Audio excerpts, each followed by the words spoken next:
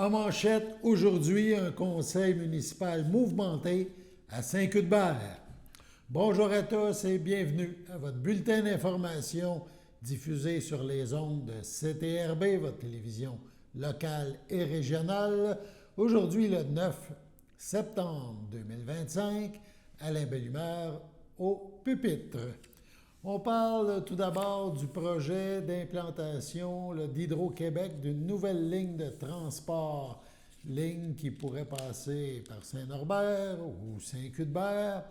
Donc, c'est au cœur de bien des discussions. Vous faites dans un premier temps un petit survol de ce projet. Donc, c'est à l'automne 2024 que Hydro-Québec a annoncé les premières consultations en lien avec le projet d'évolution de son réseau de transport principal dans l'axe vallée du Saint-Laurent, soit donc dans les régions Capitale-Nationale, Mauricie et Lanaudière. En plus d'assurer le transport de l'énergie additionnelle provenant du nord et de l'est du Québec, mentionne un document d'Hydro-Québec, ce projet permettra d'accroître la capacité de transport des lignes existantes à 735 kV, d'assurer l'alimentation de grands centres de consommation, d'améliorer la fiabilité et la résilience du réseau face aux événements météorologiques de plus en plus intenses.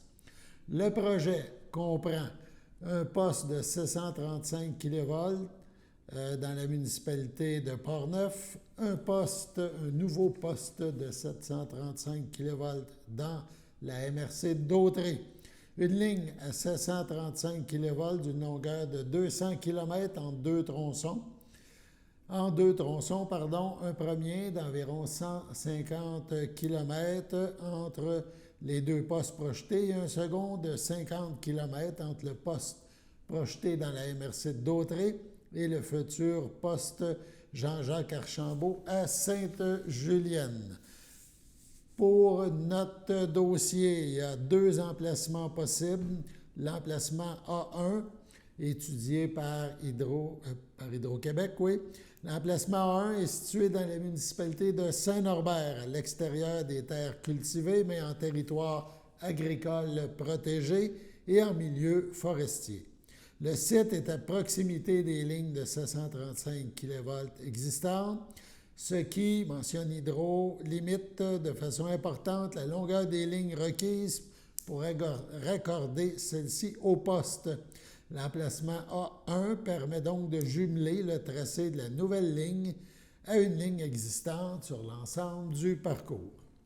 Mais il y a aussi l'emplacement possible A2. L'emplacement A2 est quant à lui situé dans la municipalité de Saint-Cuthbert, à l'extérieur du territoire agricole protégé, mais en milieu forestier. Il est situé à proximité d'une des deux lignes de 730 kV existantes à relier au poste, mais environ 7 km de la deuxième ligne existante et de la nouvelle ligne à raccorder. Cette configuration, donc, nécessiterait l'ouverture de deux nouveaux couloirs de ligne. Bon, voilà pour la mise en place du dossier. Le projet de Hydro-Québec d'implanter cette nouvelle ligne de transport qui passerait, si c'est à Saint-Cuthbert, dans le rang Saint-André, a été au cœur des discussions lors du conseil municipal des élus de Saint-Cuthbert qui s'est tenu hier soir dans leurs nouveaux locaux, les nouveaux locaux du conseil municipal. Une résolution a été adoptée suite à un échange entre le maire de Saint-Cuthbert et les citoyens présents. On se déplace à Saint-Cuthbert pour écouter la résolution. Établissement d'un éventuel poste de distribution d'Hydro-Québec. Comme de raison, on va tout nommer nos considérants. Considérant qu'Hydro-Québec prévoit ajouter un poste de distribution comportant une ligne haute tension d'environ 200 km. Considérant que deux options de distribution sont envisagées par Hydro-Québec sur le territoire de la MRC de Dautrey, que ces deux options ont été présentées le 11 juin 2025 lors d'une assemblée d'information et de consultation organisée par Hydro-Québec. Considérant que l'une des options faisant l'objet d'analyse par Hydro-Québec soit l'option A2 concernant le rang Saint-André sud-ouest vers Saint-Gabriel de Brandon, affectant Si cette option est retenue, un nombre élevé de résidents puisque la ligne haute tension passerait à proximité des maisons et qu'il serait par ailleurs nécessaire de déboiser sur plusieurs terrains privés. Considérant qu'environ 4,5 km de forêt sont actuellement disponibles pour permettre le passage de la dite ligne haute tension entre le rang Saint-André et la route 347, considérant qu'un tracé plus éloigné des résidences permettrait de minimiser les impacts négatifs sur les citoyens concernés, considérant que l'option A2, telle que présentée le 11 juin 2025, se trouve dans le versant de la rivière Chicot, qui est source d'eau potable de la municipalité, considérant les orientations environnementales du Conseil ainsi que sa réglementation en matière d'urbanisme qui vise à mieux protéger son milieu forestier et les nombreux milieux humides qu'il contient, considérant que l'option A2 favoriserait la déforestation de ce milieu forestier, considérant la grande perte de valeur et de jouissance des propriétaires de ce secteur forestier, considérant la perte de valeur de la zone de villégiature, considérant plus d'une soixantaine de résidents ont signé une pétition demandant à Hydro-Québec de revoir son tracé si l'option retenue touche le territoire de Saint-Cuthbert et que cette pétition soit déposée lors de la séance du conseil municipal de Saint-Cuthbert le 8 septembre 2024. 25. Le maire Richard Bellimard, suite à la lecture de la résolution, a demandé l'avis des citoyens présents lors de la séance, donc citoyens aussi concernés par la situation. Une citoyenne a proposé une modification. On l'écoute. Mon avis, pour être clair, il faut dire une vive opposition au projet. Parce que ce qui est important de leur dire, c'est qu'on s'oppose au projet. Ça vive, au lieu de préoccupation, c'est opposition. Opposition, parce que dans le fond, préoccupation, on va juste dire ça nous questionne, mais on s'oppose, c'est catégorique. Il a par la suite été question de l'opposition aussi de la municipalité de Saint-Norbert qui a adopté une résolution mentionnant qu'elle ne désire pas l'implantation de cette ligne de transmission sur son territoire et qu'elle suggère de faire passer le tout à Saint-Cuthbert. La crainte d'une chicane entre les deux municipalités a été évoquée, mais le maire a maintenu sa position suite à l'adoption de la résolution de Saint-Norbert. On écoute. Dans la première version, là, on n'avait rien écrit. Puis quand on a vu la version Saint-Norbert qui disait qu'il fallait que ça passe à Saint-Cuthbert, bien là... il faut se tenir debout. Bien, c'est pour ça que je me demandais, on le met tout ou on le met pas? Ouais, on le met? On peut le mettre, ça changera. Oui. Dans la décision, là, ça ne changera rien. Ça ajoutera rien, je pense. Cette phrase-là est tout simplement politique. Oui, c'est ça. OK. On la laisse là.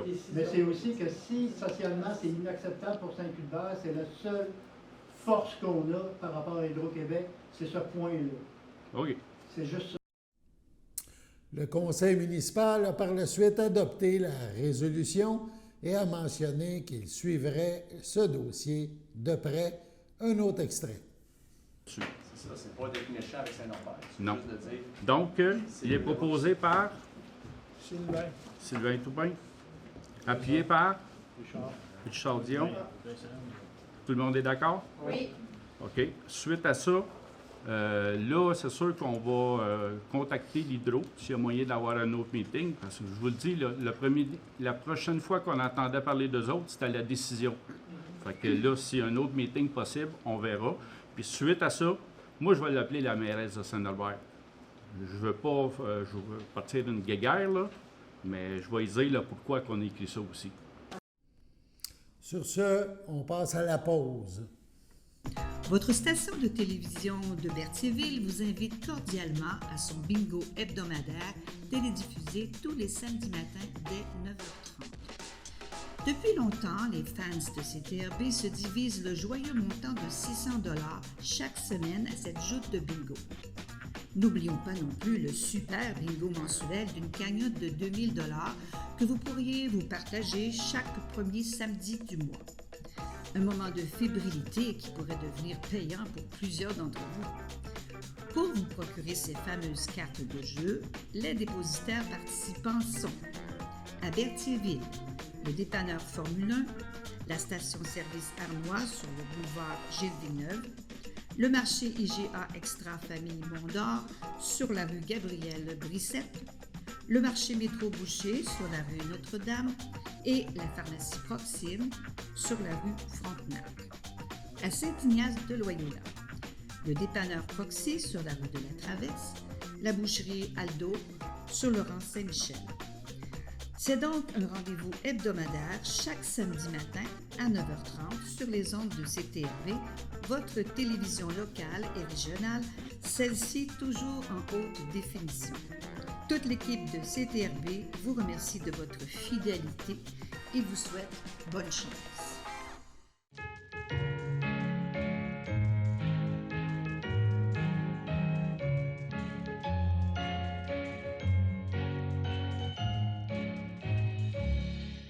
En ce 9 septembre, voici les anniversaires.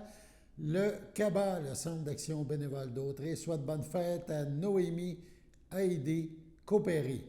Et la FADOC de l'île du Pas souhaite un heureux anniversaire à Jean-Pierre Hérard, Jean-Guy Laforêt et Pierre Lavallée. C'est votre anniversaire aujourd'hui, donc en ce 9 septembre, eh bien, toute l'équipe de CTRB se joint à moi et vous souhaite bonne fête. On se déplace maintenant au conseil municipal de la ville de Berthierville. Ça s'est tenu donc hier 8 septembre à la salle du conseil municipal à l'hôtel de ville. Plusieurs sujets ont été abordés, mais on s'attarde dans un premier temps au mot du maire. Le maire Pierre Lahaye qui a confirmé son intention de se présenter à l'élection de novembre prochain. On l'écoute. Instant de réflexion. Premièrement, je tiens à féliciter les organisateurs pour les événements de Berthier-Brou et la classique automobile du Vieux-Berthier. Donc, bien que je n'ai pas assisté à l'événement du Berthier-Brou, étant à l'extérieur à ce moment-là, j'ai pu constater le grand succès de la classique automobile de Berthier, du Vieux-Berthier. Donc, Berthierville est fier d'être partenaire de ces événements qui font rayonner la ville. Deuxième point maintenant, l'automne 2025 sera marqué par la tenue des élections municipales du 2 novembre prochain. Donc, je solliciterai à nouveau votre confiance pour un mandat de 4 ans, tout comme la majorité des membres du conseil municipal ici présent. Je vous invite à lire le mot du maire dans le Berthier-Vivre qui sera livré cette semaine. Vous retrouverez une rétrospective de certaines réalisations des 4 dernières années. Notre désir est clair. Nous désirons poursuivre les nombreux dossiers en cours, continuer à développer la ville en favorisant un milieu de vie agréable, maintenir un taux de taxation raisonnable et améliorer sans cesse les services aux citoyennes et citoyens. Différents points ont été abordés au chapitre de l'urbanisme, la gestion du territoire et environnement. On a parlé, entre autres, de l'implantation d'un 23 logements à Berthierville, du comité consultatif d'urbanisme et de la cartographie des zones inondables. On écoute un extrait de ces différents sujets. En 6 maintenant, en urbanisme, gestion de territoire et environnement, 6.1, terrain du lot 6 291 870 et 6 291 871 rue du domaine Bellevue. C'est une demande d'autorisation d'un usage conditionnel. Monsieur Destran. Oui. Considérant la demande d'autorisation d'un usage conditionnel visant les lots numéro 6 291 870 et 6 291 871 du cadastre du Québec, situé sur la rue du domaine Bellevue à Berthierville. Considérant que les terrains visés actuellement vacants sont localisés dans la zone 1-A-34 selon le règlement de zonage en vigueur.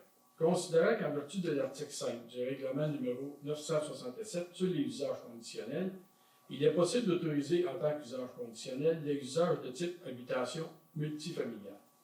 Considérant que la demande a pour objet d'autoriser la construction d'un immeuble résidentiel de 23 logements, conformément au règlement numéro 967 sur les usages conditionnels ainsi qu'au règlement de zonage numéro 748 et leur amendement. Considérant qu'une opération cadastrale sera effectuée afin de réunir les deux lots visés pour créer un seul lot distinct. Considérant que le projet respecte l'ensemble des critères d'évaluation prévus au règlement numéro 967, notamment en matière d'intégration au milieu environnant, de densité compatible avec la capacité d'accueil du site, article 33, d'architecture contribuant positivement à la qualité de l'environnement urbain. Considérant que le comité consultatif d'urbanisme a étudié le projet selon les critères d'évaluation établis et recommande à l'unanimité d'accepter la demande. En conséquence, je propose d'accepter la demande d'usage conditionnel visant les lots numéro 6 291 870 et 6 291 871 situés sur la rue du Domaine Bellevue afin de permettre la construction de l'immeuble résidentiel de 23 logements, et ce, conformément à la demande déposée par le propriétaire le 14 juillet 2025, ainsi qu'aux dispositions des règlements d'urbanisme applicables aux conditions suivantes. Qu'un écran végétal composé d'arbres à grand déploiement soit aménagé, longeant entièrement la ligne arrière des lots 6 291 870 et 6 291 871, que ces arbres aient, au moment de leur plantation, un diamètre minimal de 5 cm, mesuré à 6 cm au-dessus du niveau du sol et une hauteur minimale de 2 mètres. Merci. C'est appuyé par? Je l'appuie. M. Plante, merci. J'ai un appel de voix à ma gauche. Favorable. À ma droite. Favorable. Approuvé à l'unanimité des conseillers présents. 6.2 maintenant, le comité consultatif d'urbanisme, CCU, nomination d'un membre, M. Destrange. Considérant qu'en vertu de l'article numéro 951 relatif au comité consultatif d'urbanisme, le CCU, adopté le 5 août 2019, le Conseil doit nommer les membres du dit comité. Considérant que le CCU est composé de 7 membres et d'un poste est actuellement vacant à la suite du retrait de Mme Paul Dalphon, dont le mandat devait se terminer le 6 mai 2026. Considérant que la Ville a reçu 2 candidatures, faisant suite à la publication d'un avis dans le bulletin Berthier-Vivre, invitant les citoyens à soumettre leur lettre de présentation démontrant leur intérêt à devenir membre du CCU.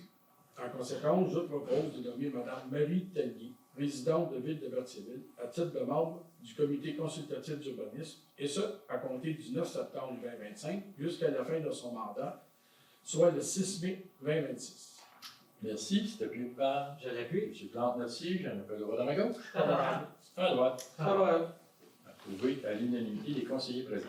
En 6.3 maintenant, cartographie des zones inondables du fleuve Saint-Laurent.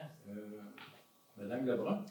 Considérant qu'un nouveau cadre réglementaire permanent sur la gestion des zones inondables entrera en vigueur dans les prochains mois, considérant qu'il est nécessaire de disposer d'une cartographie à jour des délimitations des zones inondables afin d'appliquer ce nouveau cadre et d'assurer une gestion efficace du risque, considérant que la complexité hydraulique du fleuve Saint-Laurent exige une cohérence dans la modélisation des zones inondables, considérant que la communauté métropolitaine de Montréal a déjà réalisé des travaux de cartographie du fleuve Saint-Laurent sur son territoire, produisant des connaissances essentielles dans ce domaine, considérant que le CCM, Communauté métropolitaine de Montréal, est disposé à collaborer à la réalisation de la cartographie des zones inondables sur le tronçon fluvial en aval de son territoire, incluant le secteur du lac Saint-Pierre, considérant que la réalisation de ces travaux nécessite des ressources financières suffisantes, tant pour l'acquisition des données de terrain que pour l'expertise en hydrologie, hydraulique et géomatique. Alors, je propose de demander au gouvernement du Québec d'appuyer financièrement les travaux de cartographie des zones inondables dans le secteur du lac Saint-Pierre afin que ceux-ci soient réalisés par la CCM. Merci. C'est appuyé par? Je l'appuie. Madame Fontaine, merci. Jean-Paul Lecoq à ma gauche. Favorable. À ma droite. Favorable. Approuvé à l'unanimité des conseillers présents. Ça, c'est très important. On attend tous avec une impatience la cartographie des zones inondables.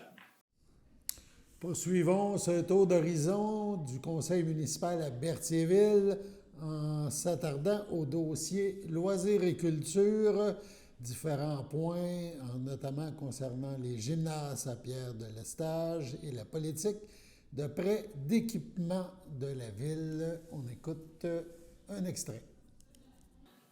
En 7 maintenant, loisirs et culture, 7.1. Proposer au gymnase École Pierre-de-l'Estage, c'est un octroi de contrat. Monsieur Frenier? Ah oui. Considérant que les activités sportives tenues au gymnase de l'École Pierre-de-l'Estage débuteront en septembre 2025, en conséquence, je propose d'octroyer à Mme Guylaine Coulombe le contrat de service de préposé au gymnase de l'École secondaire Pierre-de-l'Estage pour la session automne 2025 ainsi que les sessions hiver et printemps 2026 au montant forfaitaire de 9 000 $, toutes taxes incluses, et d'autoriser le maire et la directrice générale à signer pour et au nom de la ville de Berthierville ledit contrat de service. Merci. C'était Plévert. Mme Fontaine, merci. Jean-Pierre Leroy de ma gauche. Favorable. À ma droite. Favorable. Approuvé à l'unanimité des conseillers présents. 7.2 maintenant, les gymnases, école Pierre-de-l'Estage, activités de pickleball libre. Donc, c'est une nouvelle activité. En tout cas, c'est un nouveau format. Donc, on parle ici de tarification. Monsieur Frenier? Considérant que la ville de Berthierville organise une nouvelle activité de pickleball libre qui se tiendra au gymnase de l'école secondaire Pierre-de-l'Estage à compter de septembre 2025, considérant qu'il y a lieu d'établir la tarification applicable pour les inscriptions afin d'assurer une gestion équitable et cohérente de cette activité, en conséquence, je propose d'approuver la tarification suivante pour les inscriptions à l'activité de pickleball libre selon les sessions automne, hiver et printemps. Pour les résidents, 80 $ par session et les non-résidents, 120 $ par session. Merci, c'était Plévert. Je l'appuie. M. Plante, merci. Jean-Pierre Leroy de ma gauche. Favorable. À ma droite. Favorable. Approuvé à l'unanimité des conseillers présents. 7.3 maintenant. Politique de prêt d'équipement et de plateau aux organismes à but non lucratif, c'est-à-dire les OBNL. M. Plante.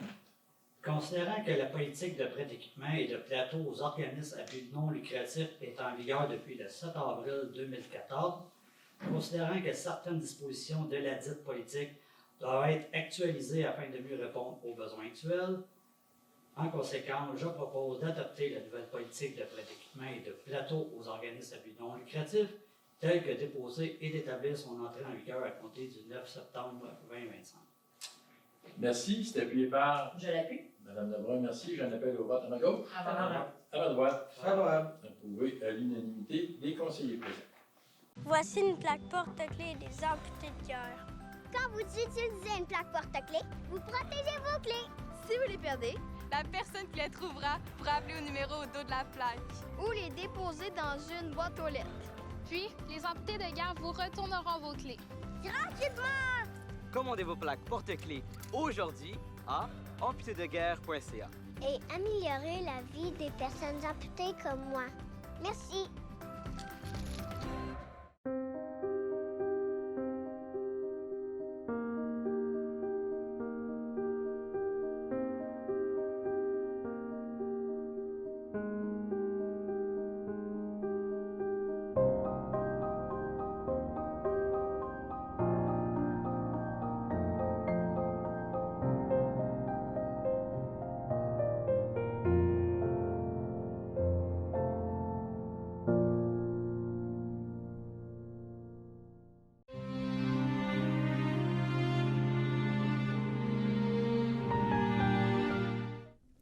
C'est avec une profonde tristesse que nous annonçons le décès de Mme Gaétane Laroche-Paré, survenue le 28 août dernier à l'aube de ses 98 ans.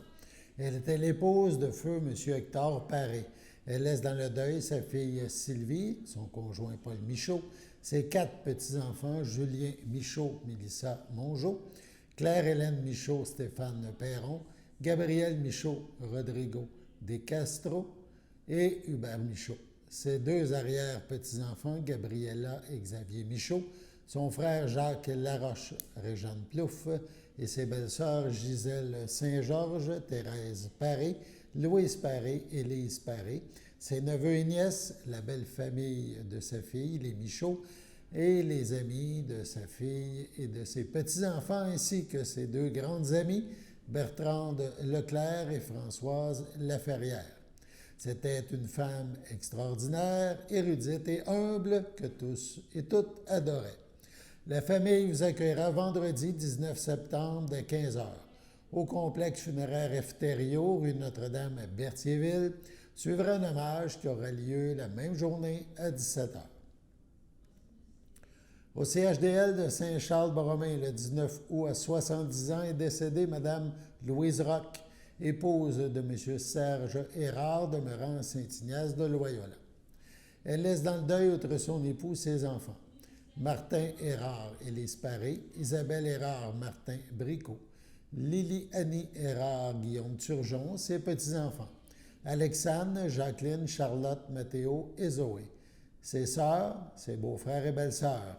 Lise Roch, Alain Bournival, Liliane Roch, Michel Rivet. Pauline Hérard, René Hérard, Angèle Hérard. Jean Hérard, Monique Hérard, Sylvain Hérard. Guylaine Hérard et Denis Hérard, ainsi que plusieurs neveux, nièces, autres parents et amis. La famille vous accueillera le 27 septembre prochain dès 13h en l'église Sainte-Geneviève de Berthier, rue Montcalm à Berthierville. Suivront les funérailles à 14h. Sur ce, passons à la météo.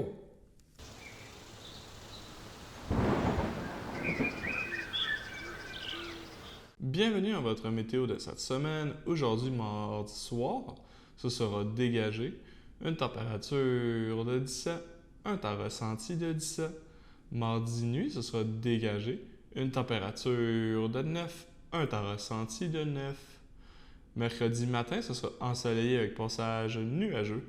Une température de 11, un temps ressenti de 11. Mercredi après-midi, ce sera généralement ensoleillé.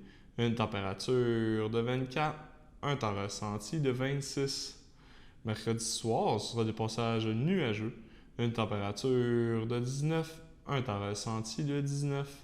Mercredi nuit, ce sera des passages nuageux. Une température de 13, un temps ressenti de 13. Et voilà, c'était tout pour votre météo.